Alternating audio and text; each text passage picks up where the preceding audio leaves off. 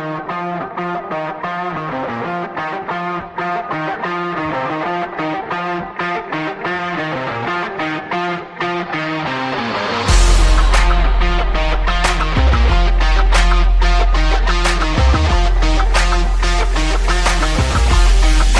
inside the Red Mile Rundown, episode 61.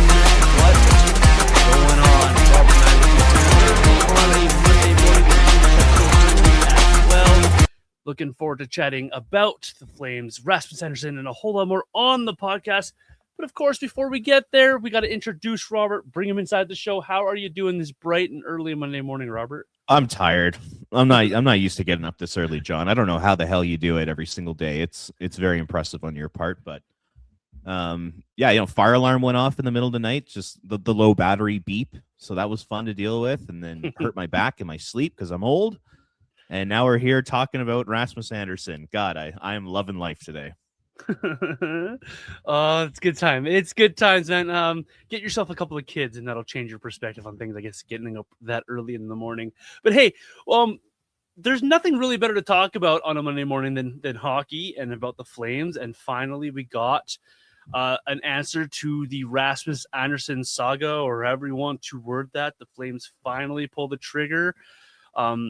The deal was what the deal is, and people are going to rip this deal apart or praise this deal however they saw fit. But Zack Whitecloud, a couple of conditional picks coming back to the Flames and a prospect. What do you overall make of this deal the Flames made with the Vegas Golden Knights? You know, I think I'm in the minority here when I say that I actually thought it was a half decent return. And I say that from the perspective of Rasmus Andersson being traded as a quote-unquote rental, even though I think that Andersson is absolutely going to re-sign with the Golden Knights between now and free agency. But like I said, when you consider that he's a rental, I don't think it's a bad return. I mean, you get a first-round pick, a second-round pick that could turn into a first. Zack Whitecloud, who I think people are sleeping on a little bit.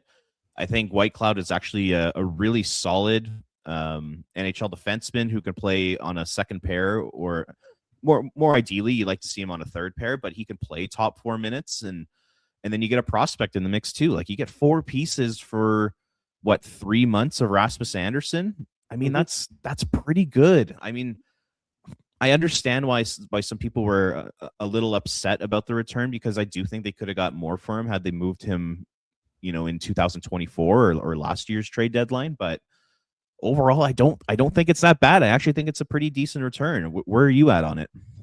Yeah, I like the return, and we'll get into all of that stuff you just talked about as well, about the return and when to trade him and all that kind of stuff. But if you take it in context of what this trade was, for who it was and why it was, this is a good return. You're getting yourself an NHL defenseman who, like you mentioned, Robert, I don't think a lot of people actually appreciate what Whitecloud did or does for the Knights. This guy's a Stanley Cup champion. Yes, he is the same age as Rasmus Andersson, but that's okay. This is a serviceable guy for your lineup for right now. You still need players to play. So I don't mind that at all. You're getting yourself, it's a condition. The conditions on this first round pick make me laugh. It's top 10 protected.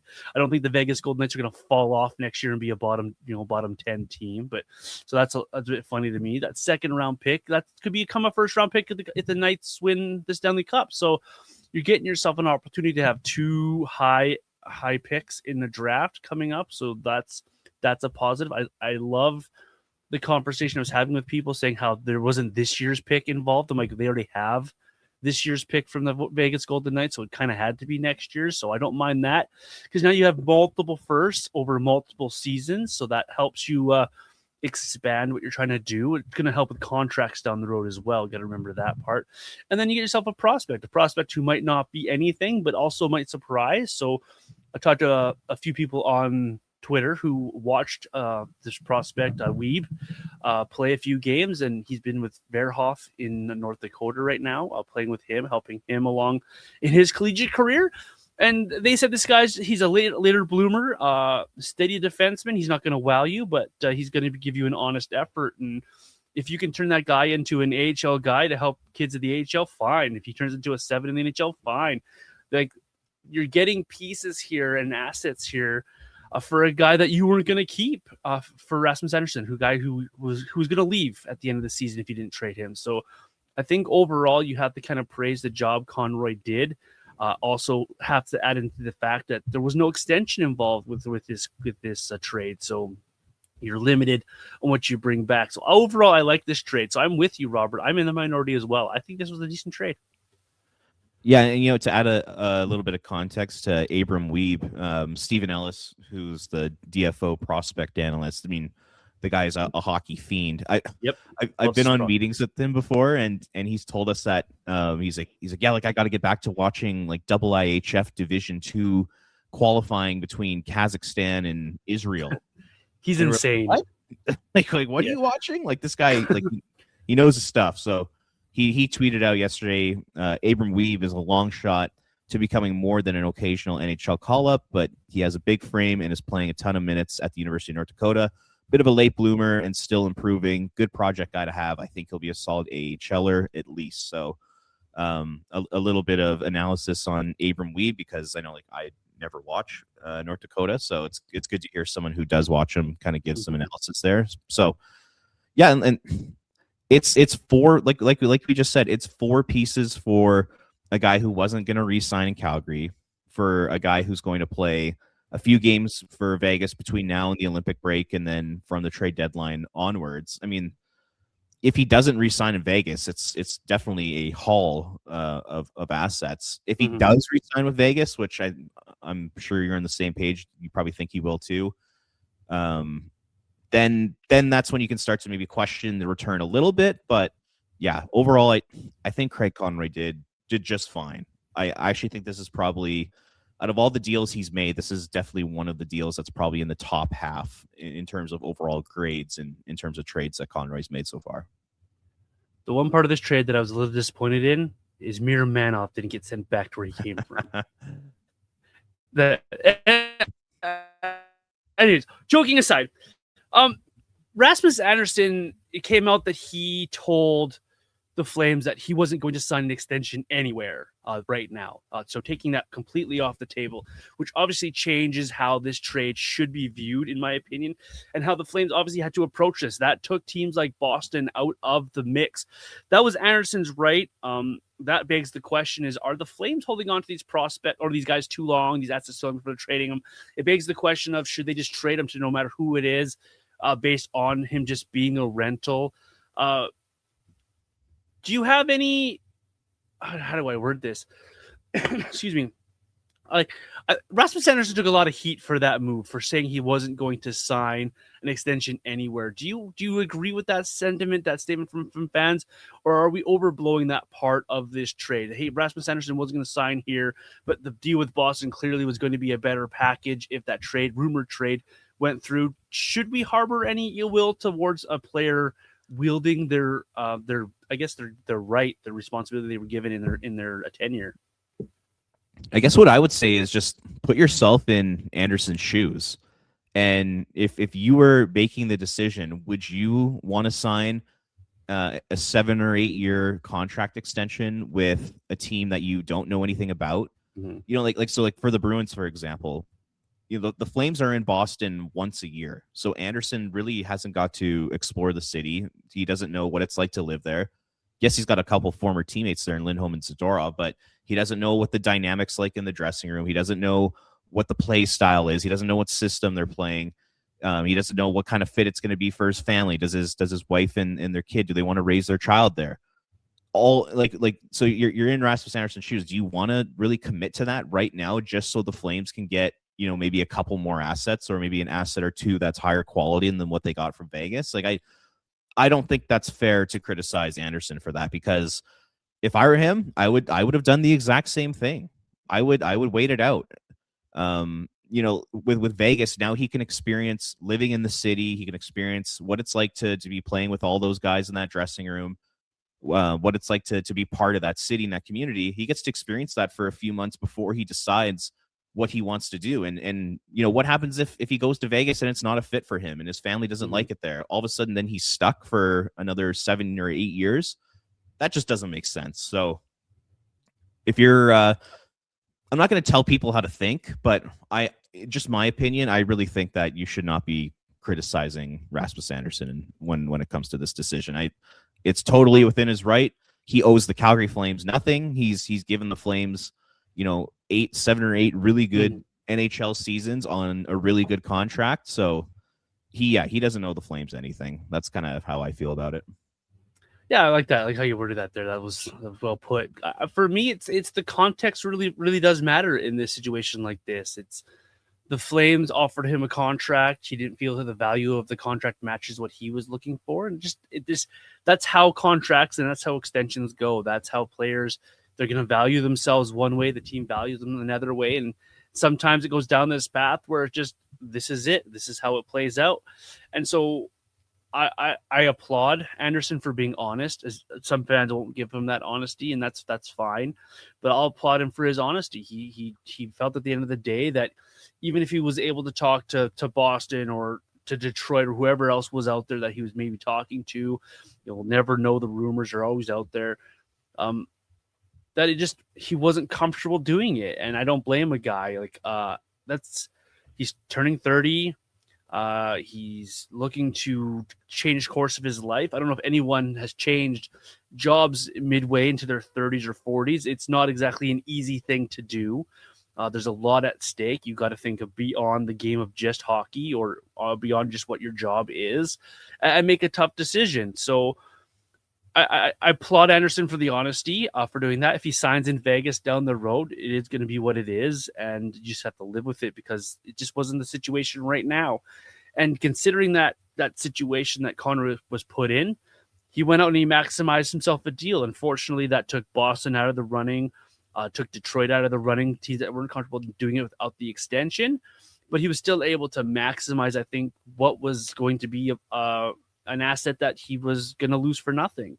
And so I look at it through the lens of, would I rather have 3 months of Rasmus and then nothing to show for it? Or would I rather have a possibility of another first, and a serviceable NHL defenseman coming back to my way? And so you got to kind of look at that. For me, context does matter. What's your expectations now for I know this is a Vegas-y question, but what's the expectations, in your opinion, now for Rasmus going to Vegas? He's reunited with his buddy Noah Hannafin. That was a pairing we saw in Calgary for a while. I liked that pairing when it was in Calgary for a bit. What do you think the expectations are for Rasmus now that he's in Vegas? I almost see him as like an Alex Pietrangelo replacement, because it does feel like Pietrangelo's never going to play hockey again. That's just what it feels like. I mean, I don't know if that's going to be 100% the case or not, but just based off of everything that's been reported, it sounds like he might be done. So I think Rasmus could be a nice replacement for him. And I expect him to do what he did in Calgary this season and just play big minutes on the penalty kill. He'll probably be on a second power play unit in Vegas and then play big minutes at 5-on-5. And I would expect him and Noah Hannafin would be on a pairing together, because they played a lot. Like, those two guys were glued to each other for about a 2 or 3 year period there here in Calgary, and they were really good together. So I think it's a perfect fit for Vegas. I think it's a really smart decision by them, and I expect them to. I still think Vegas is the best team in the Pacific Division. I expect them to go to the Western Conference Final. We'll see if they're able to beat a Colorado or Dallas or Minnesota, whoever makes it out of the Central. But yeah, I think this makes Vegas a much better team. I really like that decor. They're big. They're all pretty mobile. They're physical. They got that long reach, good sticks. Like, that's a decor that you can win a Stanley Cup with. So yeah, I think it's a really good fit for the Vegas Golden Knights. Yeah, me too. All right, and a question for a lot of people out there are wondering, which first-round draft pick do you cheer for if you're the Flames? Do you cheer for Vegas to fall off this year so the 26th draft pick goes up in stock, or do you cheer for them to win the Stanley Cup so that 28th draft pick goes up in stock? Which would you prefer, Robert, or do you care? Yeah, I mean, it's kind of hilarious how this is all worked out. Hey, yeah, it is hilarious. I think ideally you want the Golden Knights to win the Stanley Cup this year, so that second turns into a first. So then you'll have 3 Vegas first-round picks in 26, 27, 28. That's obviously, in my opinion, the ideal outcome. But for those who are making a big deal about that, all I'd say is, like you're giving Rasmus Andersson to the team whose first round pick you own this year. You know what? Maybe Vegas goes from the 25th overall pick to number 30. You know what I mean? Like your draft slot's going to drop maybe 4 or 5 places potentially now that Anderson's there. And in the grand scheme of things, that really doesn't matter. I mean, a first round pick is a first round pick. You look at what the Flames have done in the later first rounds of Matt Vagrant and Cullen Potter. They've gotten some pretty good players there with some serious upside. So I'm not worried about that aspect of the trade at all. I just think it's hilarious how big of a deal that was on social media yesterday. I was reading people, and people are literally losing their minds over, well, this draft pick now makes this one obsolete. And I'm like, guys, if you're picking 32nd this year in a deep draft, that's fine. Like, it's still a first rounder, like you mentioned there, Robert. You're still going to get assets back. You got to remember how many guys have the Flames found in the back part of the first round. You look at Zary and Coronado and Gridden and those guys, like maybe Potter. You look at guys that have been found back there. You can find guys that are serviceable or good prospects down the line. Also, one thing we're not talking about is that first rounder. Maybe that gets moved in a package for something else. Maybe there's a young forward out there that the Flames key their eye on, and they've got to do a little bit of shifting around of some draft picks as well. So that also is an option out there. But I think you got to try to maximize these first rounders. So I think we got to be on the Vegas to the Cup wagon this year myself, because 2 firsts this year, next year, and then in 28 draft would be fun. Would be fun. Oh, yeah. Trying to rebuild. And I will say that, in my opinion, I think draft picks are some of the most valuable assets that you can acquire because you can do so much with them. Yeah. So, like you said, you can use them to draft prospects to add to your system as, potential future NHLers. You can package them and move up in the draft to select somebody that you're very high on as a scouting staff. You can use them in trades. Like there's so many different ways that you can use draft picks. That's why I like the fact that the Flames are loading up on the next 3 drafts here. I think it's really smart, and I really hope they continue to do that. If they could have, for example, if they could have like 3 first-round picks this year, 3 next year, throw in, like another third and a fourth, in moves for guys like Whitecloud or Hanley or something like that. Mm-hmm. Then all of a sudden, like you have an arsenal of draft picks that you can use to, like you said, what happens if like a really good young center becomes available, like Jack Eichel did out of Buffalo? Like then all of a sudden you can package a bunch of those picks to bring in a player like that. I think it makes nothing but sense. So yeah, I'm quite happy that they've been stockpiling here, doing a pretty good job of stockpiling. There's a guy that I chat with on Twitter, and he was joking around yesterday. He's like, why don't the Flames just take Coleman in that first round draft pick from Vegas this year and just go get Michael Hage, that kind of a move. And he was joking around. We're having a good time with him. We're being hyperbolic, but something like that comes along that makes sense for the Flames. Why not do it, right? It's a young forward, a young centerman type of move. So those are always options when you have these first rounders. So I think if we're worrying about whether that pick in 28 is going to be a second or a first rounder, or this year's first rounder is going to be 30th, not 20th. Like, I think we're just getting a little bit picky with what our draft picks are. What it is, it's a first round draft pick that the Flames can use to have another draft, have another lottery at having a high end player come to their roster, come to their team. Yeah, and I get the picks are a ways away, whether it's in 27 or 28. But the way I view it is that the Flames over the next at least 3 years, they should be in asset accumulation mode. Mm-hmm. They should be in drafting as many players as possible mode and acquiring young talent, because I personally think, like, the more I think about this, and like we've talked about this a little bit, is the more I think about this Flames team and where they're currently at, the more I think they are like further and further away from being a legit contender. Like anyone who thinks that they're going to be able to turn this around by the time Scotia Place opens, I think you need to reevaluate how you view this team, because I think they're going to be bad for the next probably 3 years, and it's going to probably take another 2 or 3 to like get out of the basement of the standings. In terms of like the long-term future of this team, having picks in 2028 is going to be fine, because come 2028, you're not going to be a good team, and it's probably going to take until about 2030, 2031 for Mhm. them to really turn it around and become a true contender. I'm not just talking about a team that makes and misses the playoffs every second year. I'm talking about a team that like legit can win playoff rounds. I think they're far, far away from it. So I have no issue with them looking to load up with draft picks up until about 2020, 2029. I got no issue with it. Yeah, that's how you build a team, right? As well, like we've talked about the opportunity in front of the Flames to really actually build something special here. You can't do that in one draft. So I'm with you. The expectations heading into the new building should be we should start to see some of these younger prospects, the Griddens, the Perecks, continue to take step forwards and be young, exciting players. Hopefully a McKenna or a Stenberg coming in, or next year maybe a Lennon DuPont or someone comes along that helps build it. And so when you head to that new building, you should be looking at a lot of young, exciting forwards, much like we view San Jose right now, a young, exciting team, up and coming team, and then build towards being a competitive team down the road. I'm with you on this one, or multiple firsts over multiple years is a good thing. And this is how you build a roster, build a team. So it sucks to see all of these players, the Kachucks, the Bennetts, the Gaudreaus, Monahan, Hannafin, Tanev, Lindholm, you can go down the list, all these people exit the Flames. But it's exciting if you think about the flip side of it. Now we have an opportunity here in front of the Flames that Conroy can build something. So him acquiring these picks yesterday for Rasmus Andersson to add to what he's already acquired, to potentially what he can acquire if he moves on from a Coleman and a Kadri, a Whitecloud, whoever else might be on the trade block here. It's exciting, I think, a little bit for Flame fans. And yeah, it's going to be some short-term pain here. Like the 2026-27 season, I don't think is going to be very pretty for the Flames.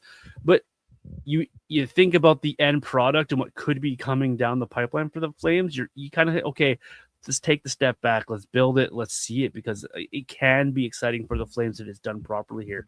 So yeah, bring in these assets, and they're all controllable assets. And also, one thing we don't think about as fans, and I'm not trying to tell people how to fan or how they should think or look at bringing in prospects. If you're drafting everybody in the same two drafts, everyone's contracts are coming up at the same time. Then your salary cap issue becomes something you also have to watch out for. So having these spaced out a little bit, which should also help the Flames manage their cap going forward, to help them continue to be a proactive club, to help them continually manage their cap and keep themselves flowing forward rather than having it all come down on you at once, because we've seen that situation as well. Let's look back a little bit on Rasmus Andersson before we move to the bringing in the Whitecloud and all that kind of stuff. If you were to overview what you've thought of Rasmus Andersson from when he was drafted, and Hawk and Lube said he was a little bit unfit, maybe a little lazy in his work ethic, to what he is now, a top two pairing defenseman, a guy who can run a power play for you, a guy who can log a ton of minutes. Looking back on Rasmus Andersson as a Calgary Flame, Robert, what do you make of what number 4 brought to the Flames overall here? Because I think it should be a pretty positive review. Yeah, absolutely. I mean, he was a very good member of the Calgary Flames. He was a very good player.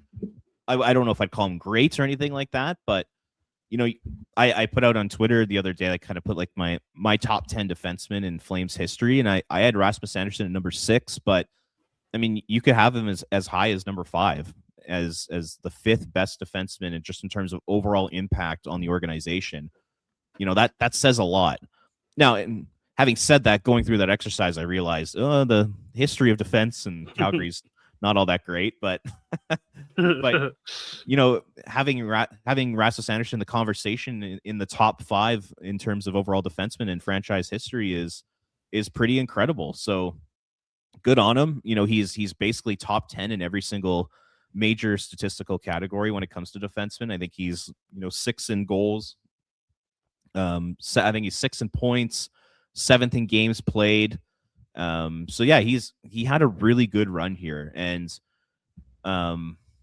just like you said, to see him go from where he was when he got drafted to turning into like a true professional, and then turning into a legit top 4, and on a lot of teams a top pairing defenseman for a 3 to 4 year period there. I mean, it's really cool. It's like an outstanding story. And as a fan, I think you always enjoy players that are homegrown, a little bit more than players who are either like Mhm. traded for or signed as free agents, because you get to see them kind of grow up in the organization and, come to Calgary as an 18-year-old and then leave as a 29-year-old with a family and all that kind of stuff. Like, it's just kind of cool to see that story. So yeah, he was a very good Calgary Flame. Like I said, you could have him as high as fifth on the all-time defensive list. And yeah, he's definitely going to be missed here. And once again, I'm quite happy that he was able to turn things around this year, because had he been traded in the offseason, he would have left on a rough note because of the way he played last year, and then also the comments he had about the fan base and all that kind of stuff. And I think that would have left a sour taste in Flames fans' mouths. But now that he came back, he worked his ass off. He had a fantastic year here. And he ended up getting the Flames quite a bit in a trade. I think fans, kind of have rebuilt that relationship a bit, and he's leaving on a much better note than he would have had he been traded in the summer. So yeah, it's going to be a big hole to fill in the lineup, and it's probably going to take, probably the next few years to find another Rasmus Andersson. My favorite part of Rasmus Andersson was his honesty, right? He was honest in his play last year when he was talking about eating those minuses. He was honest with the fans, even though some of his comments last year rubbed people the wrong way. And then he was honest with his effort on the ice. I think I don't remember a lot of nights where Rasmus Andersson cheated you on his work ethic and his want to win, his want to be part of the solution, his want to be a successful hockey player. So I really watching these guys grow up, and I've seen it multiple times where you draft the guy, you watch them grow up, and then they leave onto other things. It's bittersweet for you because you enjoyed what he brought to this team, this organization, this city. I don't think his work in the community gets enough love. We love to talk about how Backlund's great in the community. I think Rasmus Andersson's right behind him in those efforts. So he's really good in the community. So Vegas is getting a good one. And as a hockey player, I just think what he provided for the Flames, and every year that he tried to get better and better, you watched him grow up from a kid who you weren't sure was going to play to a guy who's no doubt going to be in your lineup, and you could play him 24 for 25 minutes a night and not worry really about what you're going to get on the ice from Rasmus Andersson. Yeah, it was a tough year last year for him, but he came back this year with a vengeance, knowing what was on the line for him, for his hockey career, what was in front of him to come. And he uses it to motivate himself into a trade to Vegas and hopefully a contract for him and his family. So good on Rasmus Andersson. He'll definitely be missed. I didn't rank him like you did in the top 10 list, but I it's hard to argue that he isn't in that top 5-ish, 6-ish range for all-time Flame defenseman. And good on him. Like, you're looking at a guy who, 261 points in his 584 games played as a defenseman. So serviceable guy who really honed his craft in Calgary, and I wish him the best in Vegas, except for the few times he plays the Flames, of course. And just the one thing I'll just add to that is, I find in today's day and age, a lot of players don't really like embrace being a Calgary Flame. Like they're just playing here, if that makes sense. I found Rasmus really embraced being part of the community here. And whether it was being a spokesperson for the team or the city, being a leader, both on and off the ice, like it felt like Rasmus Andersson was a Calgary Flame. Like, you can't say that for every player that comes through this city. It does feel like a lot of guys just play, they collect their paycheck, and then they kind of move on. Whereas with Rasmus Andersson, I thought he like really embraced being part of the city and part of the community and part of the organization. So that's another thing I'll give him credit for here as we're talking about his legacy in the city. Yeah, not bad for a second-round pick for the Flames, eh? Let's switch the attention a little bit here. The Flames are getting back an NHL defenseman, a guy who was undrafted, found his way into the National Hockey League through Bemidji State University, the Vegas Golden Knights. I played a couple of seasons with the Chicago Wolves. He won a cup with Vegas. This guy is not a point getter with 78 points in his 368 games played in the National Hockey League. But a guy who, if you read Vegas Twitter and you read what those fans think of this guy's not going to cheat you on effort. He's not going to cheat you on what you expect him to be. And he's a steady, stay-at-home, shutdown type of defenseman. Zack Whitecloud, what are your thoughts on the Flames bringing in Zack Whitecloud and your expectations for this guy? Because I'm actually quite intrigued in how the Flames use him. Well, you know what? Like heading into this trade, I actually thought one of the biggest assets the Flames were going to get was just the fact that Andersson is gone and that they were going to completely bottom out. Like I thought if they traded Rasmus and they did not bring back an NHL defenseman, I was like, this season's over. Yeah, for sure. Game over. They're finishing in the bottom three 100%. All of a sudden, Zack Whitecloud kind of throws a bit of a wrinkle into that because he's going to come in here, and if they end up keeping him beyond the trade deadline, he's going to replace Andersson's minutes on the penalty kill, which is one of his strong suits and one of the reasons why the Flames have been somewhat competitive this season. He's going to play top 4 minutes at 5-on-5, and I think he's going to be a really solid shutdown player for this team. I've always really liked Zack Whitecloud. I like his game. I like his size, his mobility, his smarts. He, like you said, he's not going to wow you with any sort of offensive prowess, but he's going to be a really solid shutdown defensive defenseman. And, he's going to give you better minutes than a 21-year-old Hunter Prstevich or a 19-year-old Zane Parekh will give you at this point of their career. So, and like you said, kind of reading like Vegas Reddit and Vegas Twitter, these fans love Zack Whitecloud. They loved him, particularly off the ice. Like I saw like a feature the Vegas Golden Knights did on Whitecloud's upbringing and all that kind of stuff. He seems like an incredible human being, and from an organization that prioritizes and puts so much importance into culture and people and all that kind of stuff.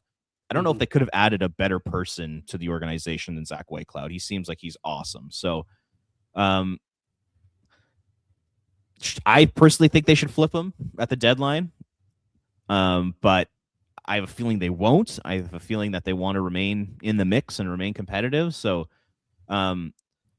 what I'd say is, though, like kind of like a message to Flames fans is like, don't rip on this guy because he's just part of the Rasmus Andersson trade. Like I saw like a lot of kind of negative reaction to him. I'll say like give him a chance. Like let him play some games. Let him get out there and show like what kind of player he is, what kind of person he is. I think Flames fans will end up really, really liking him. And I know they got 5 right shot defensemen right now, and I think there are fans that are worried about, hey, what's going to happen with Zane Parekh and Hunter Prstevich's ice time. That's where I think flipping Whitecloud makes sense, or you flip a Braden Pahal to open up a space. But overall, I think Whitecloud's a really good player. I think he's a really good asset to add. Like, it would not surprise me if the Flames were able to get a 2nd-round pick for him at some point between now and next year's trade deadline. Like, I think he's that valuable.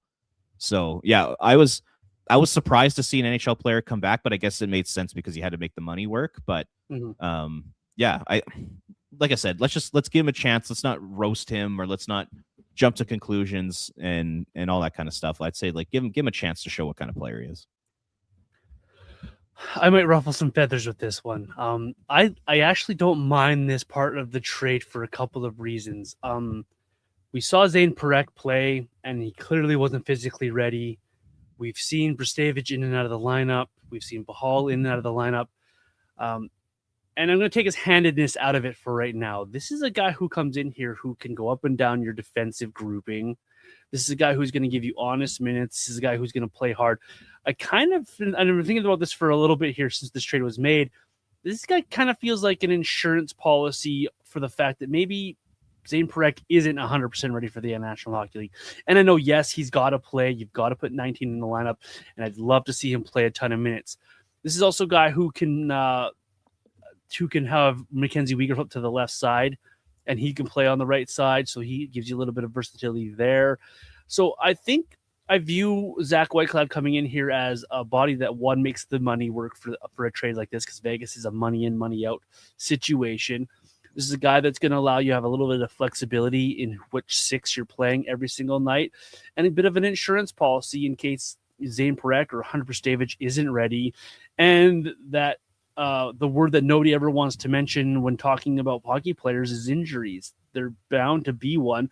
The Flames have been unbelievably healthy for the last couple of seasons. It's the Jake Bean injury, a couple of small ones for Parekh, and really nothing, or I guess the The Mantha won last year as well, but nothing really massively big has happened to the Flames injury wise. So I think this guy is a good insurance policy, and at the same time, he's a effective top four, maybe middle pair defenseman for the Flames. So I don't mind this guy coming back for a couple of reasons there. And then this is a flippable asset. This is a guy who, if the Flames choose to move on from, you can flip and maybe you do get a second round pick for the guy. Maybe there's a prospect you can get with this guy. Maybe he's part of a bigger package. Say you package him with Blake Coleman to Dallas and you get yourself a bigger package back from Dallas. So I think there's a few options here the Flames could do with Zack Whitecloud. And this is also a guy that maybe he is the guy that stays and they trade the Halls and the Hanleys, and those guys are gone, and he just becomes part of your core going forward. So lots of options with Zack Whitecloud, and I think if they play him, fine. If they trade him, great. And I think I'd be happy almost with anything they do with this guy, as long as the other defensemen around him also get their playing time and their asset advantage properly as well. So I'm with you here. Let's let this guy play some games, Robert. Let's this guy get comfortable and see what he brings to the Flames lineup, because if he comes in here and he becomes an unbelievably shut down Robin Regeer guy type of guy, fans are going to love this guy, and fans are going to want this guy to be around for a little bit longer. So, lots of options with Zack Whitecloud here.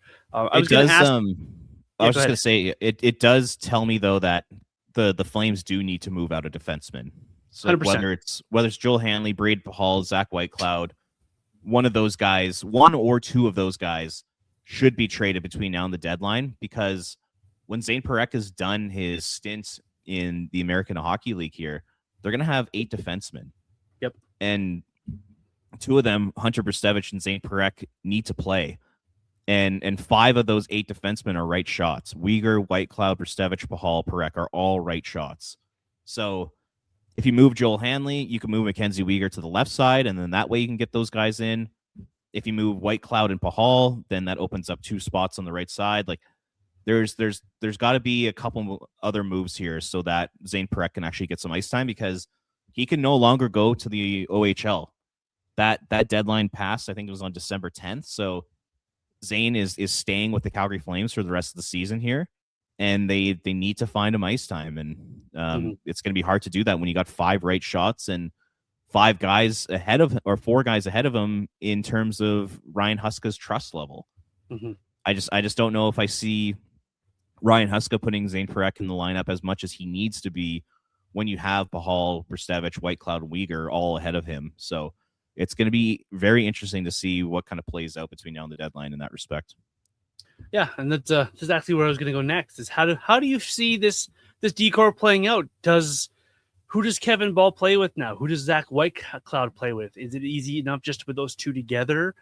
Does Mackenzie Weegar flip to the left side? Do we see a lot more of Zane Parekh? Do we see less of Hunter Brstevich? How do you see this flipping out? Because you just talked about the Ryan Huska trust tree, and I'm not sure that these younger players are obviously not getting the benefit of the doubt because Huska's trying to win games.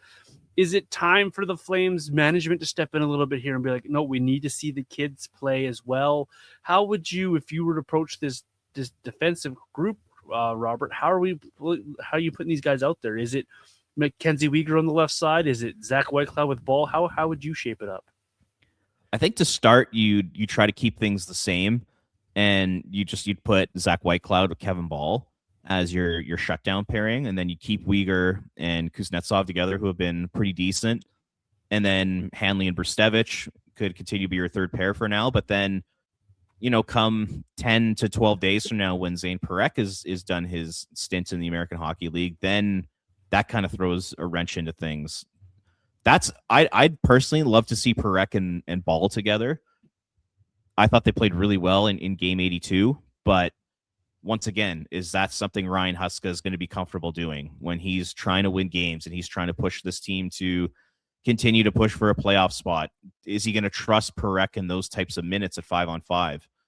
Something I have huge question marks about. So, yeah, I'd say to start, just put Zack Whitecloud with Kevin Ball and kind of go with similar pairings that you've already had.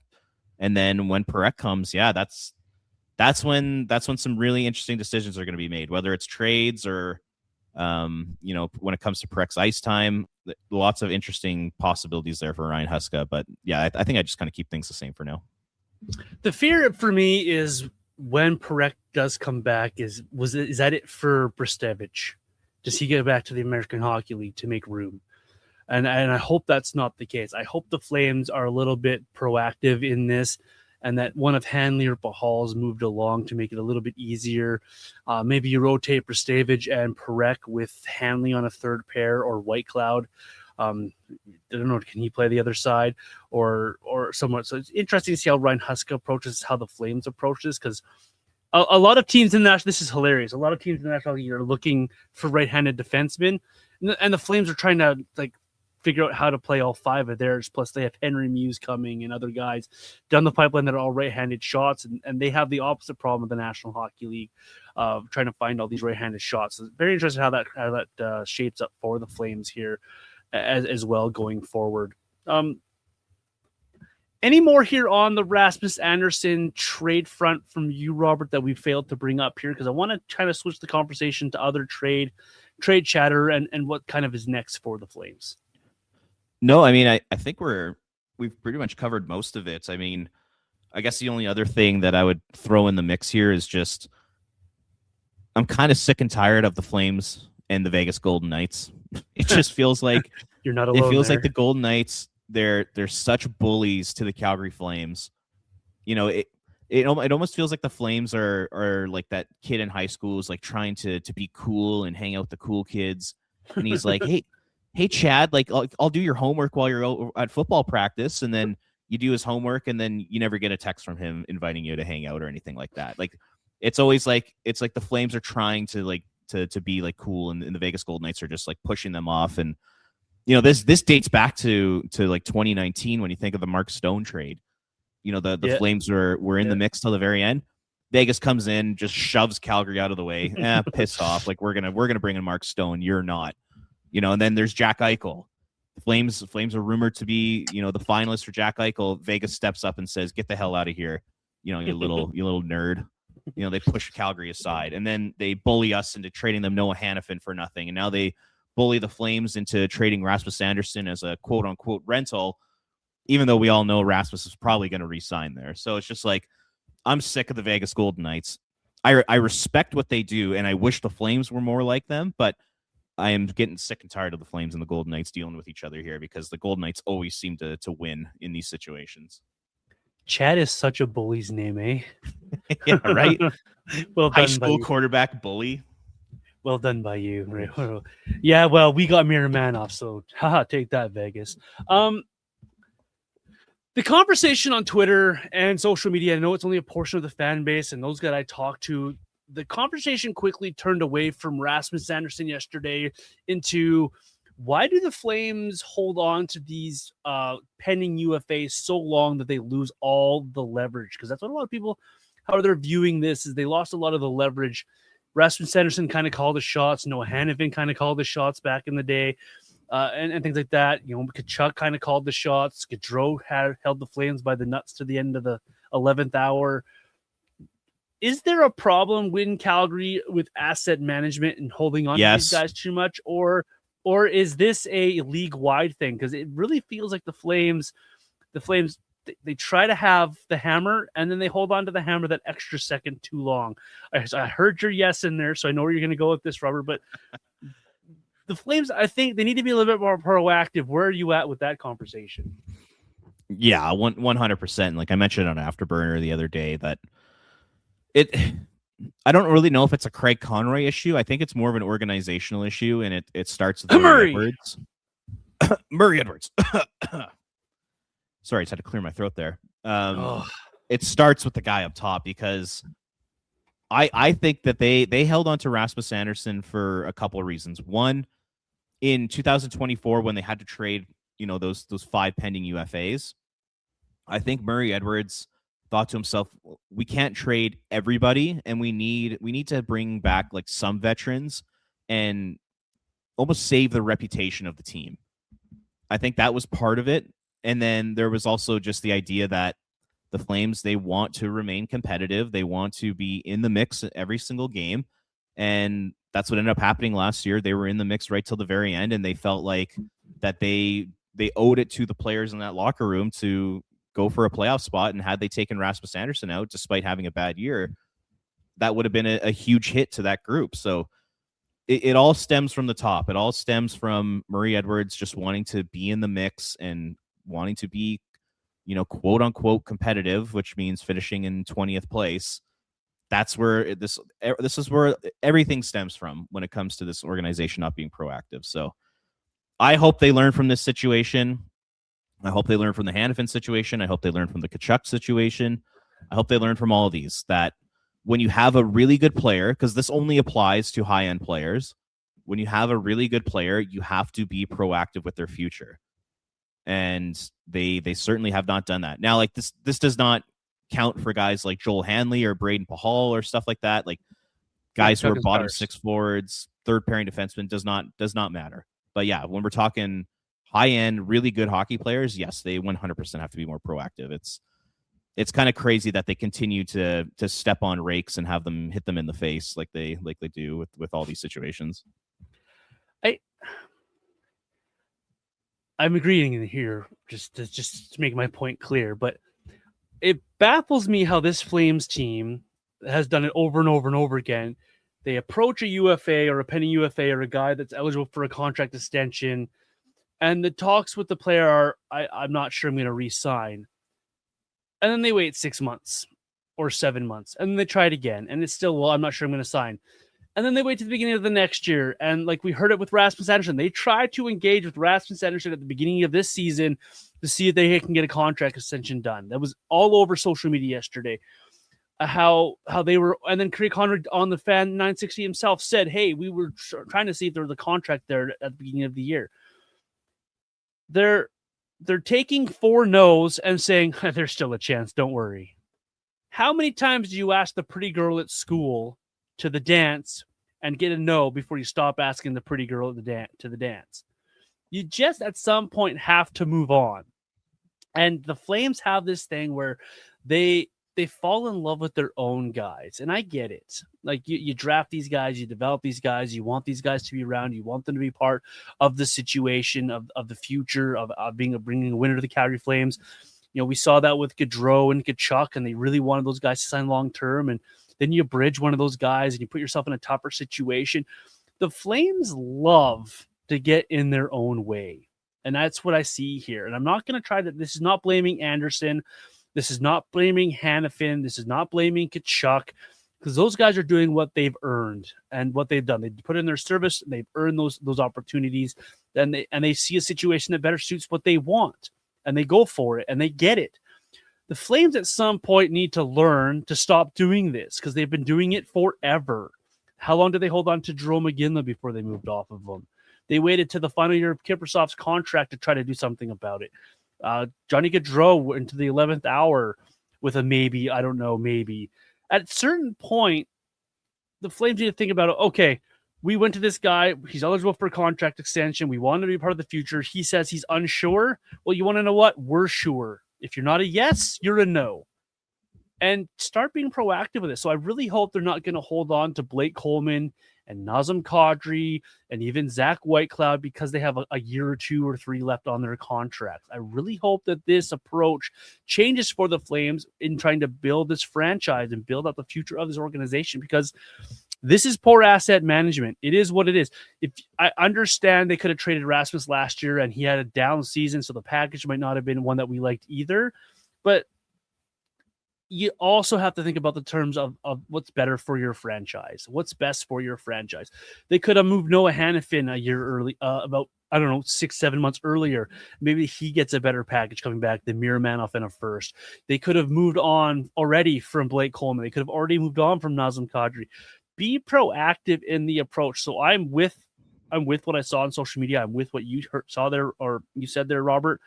There is a problem. And it stems not just from Craig Conroy. This is a bigger problem because Brett Treliving did the same thing. Daryl Sutter did the same thing. Mr. Jay Feaster did the same thing. They're just holding on to guys too long. Some guys you have to hold on to because you want them to be sure. Can't let everybody go out the door, But if someone gives you a I don't know, you got to take that as a no, and you got to move on and be proactive here. Because how much better would the Flames be if they took the situation around Gaudreau and Kachuk and they started the rebuild back then rather than now? How much further along would they be? They would have been in the Bedard sweepstakes, maybe the Celebrini sweepstakes. They could have been further along in their rebuild and have an actual team to cheer for. Now we're fighting murky middle stuff, and now we're going to have to bottom out because this team isn't very good, all because they're just not proactive in their decisions. And that for me is just like, what are you doing here? Like, you see the pattern over and over and over again, and you're happy with that? I just don't understand. They've done this for basically as long as I've been closely paying attention to the team. They've done this since someone bought the team in '96. I wonder who that would be. I'm just going to throw that out there. I won't name any Murray Edwards names. But like, this is just off the top of my head. I haven't done any research into this, but you know, I'm going to go back to a guy like Christian Huselius, who had a couple spectacular years in Calgary. They lose him to unrestricted free agency for nothing. Alex Tanguay has a couple great years in Calgary. They lose him to unrestricted free agency. They wait way too long on a guy like Robin Regeer. They probably should have moved him a year or two earlier than they did. They got nothing for him. You know, I think of Jay Bouwmeester, they wait until he becomes a pending UFA. They get nothing. Jerome McGinley, there was the rumored Mike Richards trade return, which was like Wayne Simmons, a first-round pick, Braden Shen, like that type of trade. They don't do that, and they wait till the last second. Instead, they get Morgan Klimchuk, Ben Hanowski, and Kenny Agostino. You know, I think of some other guys. Michael Frolik, they held on to way too long and ended up costing them Matthew Tkachuk. TJ Brody, they let him walk as a UFA. Mark Giordano, they don't do anything with him. He leaves in the Seattle expansion draft. 100%. And like, I know like Rhett Warner's, he hates that one too. Backpack item for sure. And then now we apply it to Noah Hannafin. They waited too long on, and now Rasmus Anderson. The only times they've ever really been proactive was Jacob Markstrom, who had 2 years left on his deal, but he forced his way out because he didn't want to be here anymore. That wasn't a Flames decision. I think if it were up to them, they probably would have wanted to keep him for another year.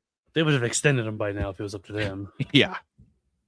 And then you could probably throw like Andrew Mangiapane in that mix in terms of being proactive. Like they moved him like a full year away from being a UFA. So this is like a sickness. This is a disease within the Calgary Flames organization that they haven't found any sort of treatment for yet. And that's because I think the guy at the top is the one making all the big time decisions, and it all starts with him. So unless he changes his mindset on how the Flames should go about team building, then this is just going to continue to happen over and over again. So get used to it, Flames fans. So as we both ranted there, what is your confidence level in the next step for the Flames? What's next? Because a lot of attention is now on Blake Coleman. There's a lot of insiders out there talking about Blake Coleman's available. Teams have been calling about him. It was like, well, I don't remember who said it. It was like, I think it was Dave Pagnotta said there's like 20 teams have contacted Flames. I think that's a really high number.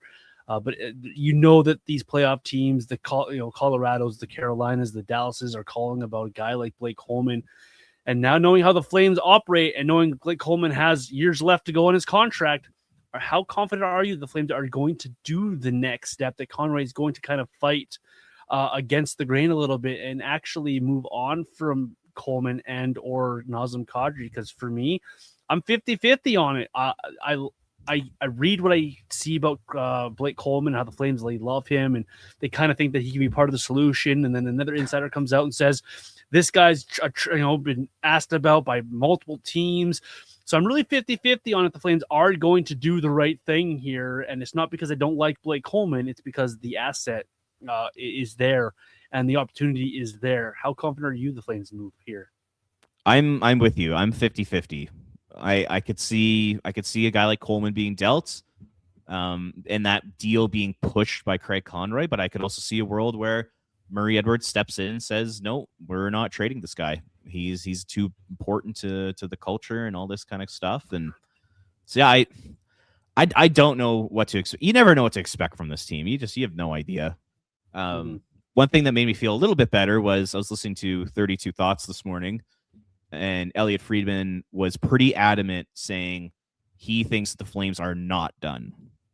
He's pretty steadfast on the fact that he thinks the Flames are going to make, they're going to make some moves here. So whether that's Joel Hanley, whether that's Braden Pahal, or it's Blake Coleman, then great. Like I want them to make a couple more moves this season. I want them to add a few more draft picks. I want them to trade a couple more veterans. And I think they'd be silly not to cash in on Blake Coleman this year, who could be a part of 2 playoff runs for whatever team he gets traded to. But who knows? I mean, at this point, it's almost like I don't even care. It's just like I'm so done with this team and how they go about their business. It just drives me insane. So I hope they're smart about their decision making here, but I'm not so sure that they're actually gonna go through with some moves here.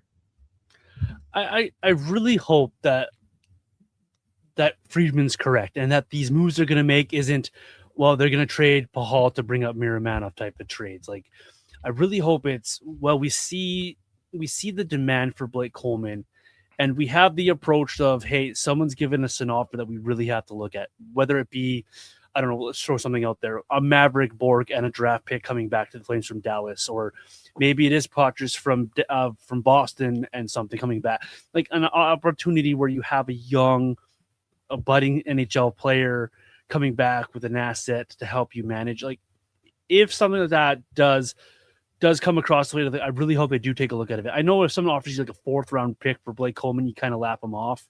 I understand those ones, but if there's something comes across your table that is, that makes you stand up a little bit and says, yeah, that's a good package, you got to take a look at that.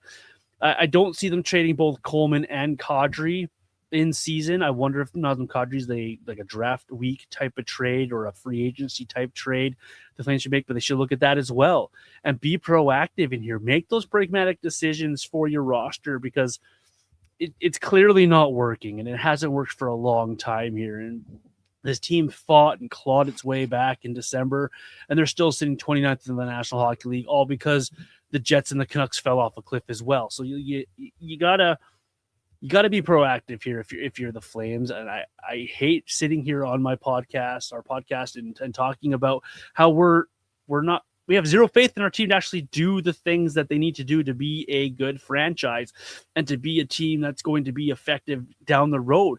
And it's not a good feeling to talk about every single week on the podcast or to listen to on the radio. It sucks. So be proactive, please, because there's an opportunity here to maximize the value of another asset that clearly isn't going to be here in 5 years when you hope to be a playoff team again. And an opportunity for the Flames to do the right thing for the player as well. Allow this player to go chase Stanley Cups and to be part of the playoffs and to do what he would like to do to end his hockey career. So it's kind of a two-edged sword there for me as well.